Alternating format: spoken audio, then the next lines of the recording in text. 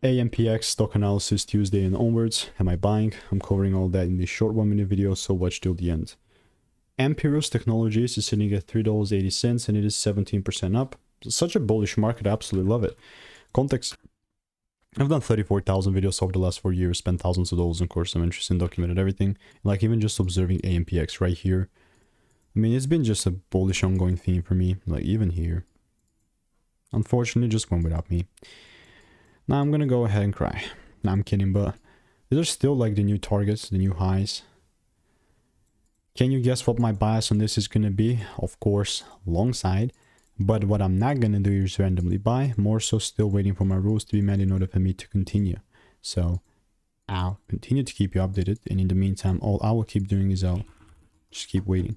So if you want to make more money trading in a simple and new way, click the first link in the description. It's a free newsletter. Goodbye.